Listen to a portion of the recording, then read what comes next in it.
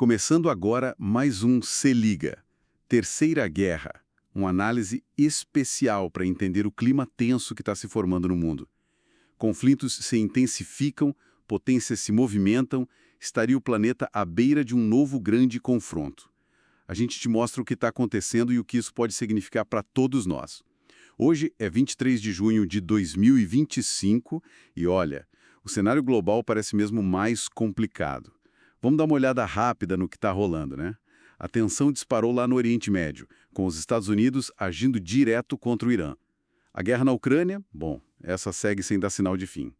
E na Caxemira, a gente tem Índia e Paquistão, que são duas potências nucleares trocando tiros de novo. É muita coisa acontecendo junta. Vamos pegar o Oriente Médio primeiro, que teve uma virada bem séria agora. Dia 21 de junho, né? Os Estados Unidos bombardearam 3 instalações nucleares importantes do Irã. Fordow, que é aquela super fortificada subterrânea, Natanz, que a gente sabe do enriquecimento de urânio, e Isfahan, que está ligada à conversão de material. E para conseguir atingir Fordow, eles usaram aquela bomba GBU-57, a tal Massive Ordnance Penetrator, própria para esses alvos bem profundos. Aí o presidente Trump veio a público, declarou a missão um sucesso e pediu paz. Só que o Irã respondeu, né? Falou em consequências duradouras e que americanos poderiam virar alvos. E ontem mesmo, dia 22, a embaixada americana soltou um alerta de segurança global. Complicado. É um movimento de força muito grande, sem dúvida. Mas o interessante, assim, é que apesar da gravidade toda, muitos analistas estão prevendo que a resposta iraniana deve ser calculada. Talvez mais pontual, sabe? Calculada. Como assim?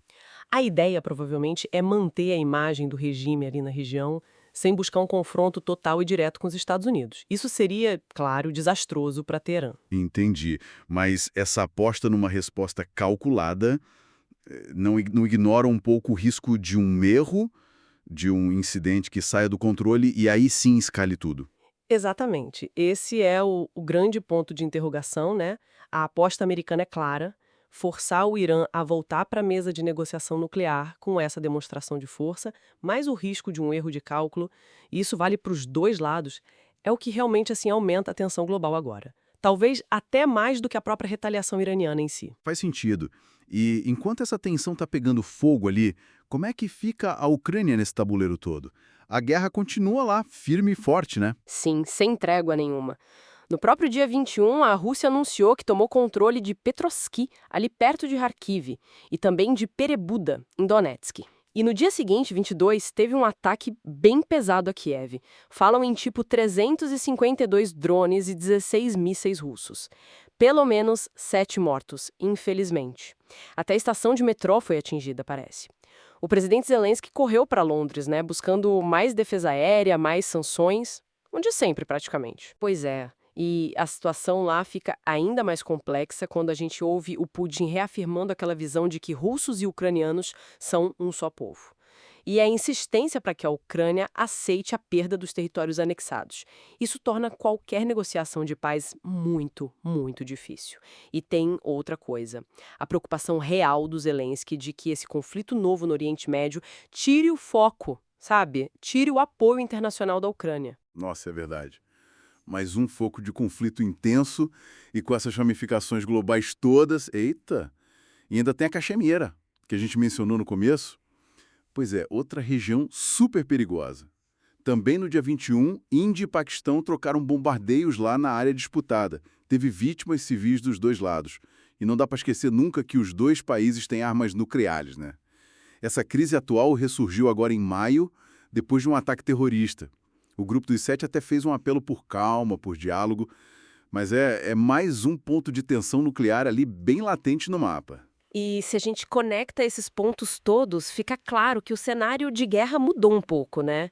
Não se fala tanto naquelas grandes batalhas de campo, tipo Segunda Guerra. A gente ouve muito mais sobre guerras híbridas. Guerras híbridas. O que seria isso, exatamente? Basicamente, envolve muito mais coisa além do confronto físico direto. Tipo, ciberataques, muita desinformação rolando em rede social, operações secretas, sabe? E aí, nossa infraestrutura crítica, energia, bancos, comunicação, tudo isso vira alvo fácil. Imagino que os gastos militares reflitam essa mudança, então. Totalmente. Os gastos militares globais bateram um recorde absurdo em 2024, 2,7 trilhões de dólares. Os Estados Unidos continuam sendo os maiores exportadores de armas, claro. A Ucrânia se tornou a maior importadora recentemente, por causa da guerra. E a Europa inteira está num processo forte de rearmamento, o que eles chamam de Rearm Europe. Quase 3 trilhões de dólares. É impressionante e bem preocupante também. E aí entra uma ironia que é até perigosa. A própria existência das armas nucleares, que em tese deveria impedir uma guerra total por causa daquela ideia de dissuasão da destruição mútua garantida, né? Essa ideia parece estar sendo enfraquecida. Essa corrida armamentista toda que a gente está vendo e a retórica cada vez mais aberta sobre um possível uso nuclear, isso aumenta demais o risco e fragiliza essa contenção que existia antes. Então quer dizer que, apesar desses conflitos todos e da tensão super alta, uma terceira guerra mundial clássica, como a gente imaginava, talvez não seja o cenário mais provável agora? Exato. Apesar dessas escaladas recentes, como essa ação americana bem direta no Irã, a dissuasão nuclear ainda parece estar segurando um confronto global direto entre as grandes potências. O que está surgindo talvez seja algo que a gente poderia chamar de uma paz fria. Paz fria. É um termo forte. Não é a Guerra Fria clássica que a gente conheceu com dois blocos bem definidos, mas sim um estado de tensão permanente, sabe? Com conflitos regionais pipocando o tempo todo e persistindo, muitas guerras por procuração acontecendo, ciberataques constantes e uma fragmentação cada vez maior do cenário internacional. Entendi. Uma paz fria. Define bem essa sensação de instabilidade que não acaba, mas sem aquele confronto único e total que a gente teme. Sim, exatamente.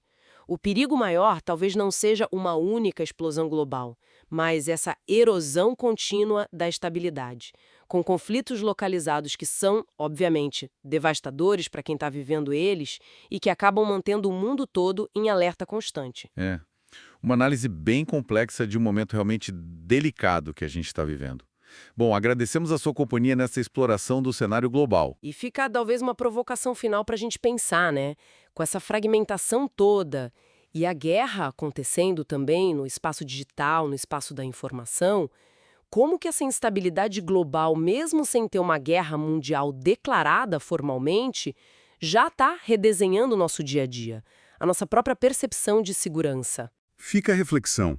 A gente se encontra na próxima análise para continuar entendendo as complexidades do nosso mundo. Até lá!